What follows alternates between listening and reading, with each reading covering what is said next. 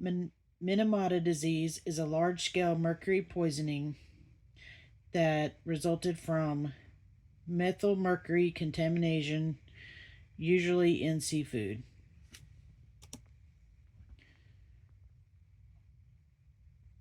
It all started from a factory in Minamata City that was producing acetaldehyde in 1932.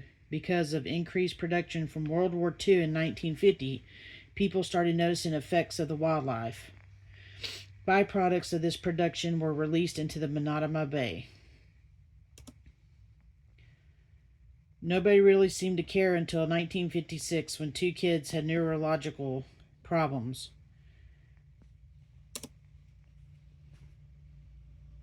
By the time August came around, in May 1956, two kids had neurological problems.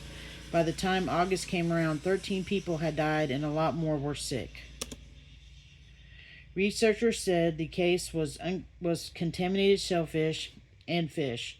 They thought the factory was to blame, but Japan's Ministry of Health said there wasn't enough evidence. Then in 1965, the disease was in the Agano River basin in Niigata. During the next years, researchers got up enough evidence to prove it was the factory.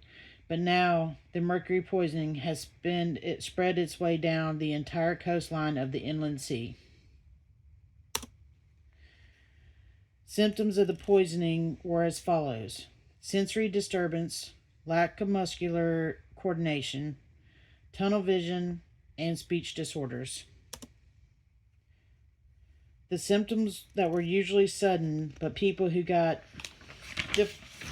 that got difficulty swallowing, seeing, and hearing would experience having convulsions and then die or go into a coma.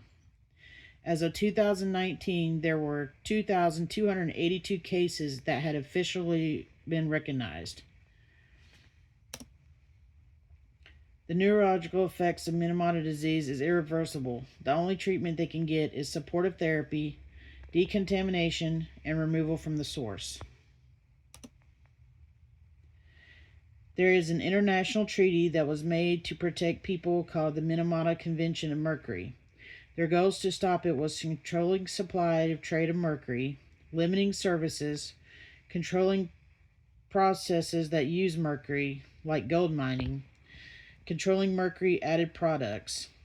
Even with decades of restoration going on, people are still coming down with Minamata disease. They even found it in newborn infants, which means it travels from mother to unborn child.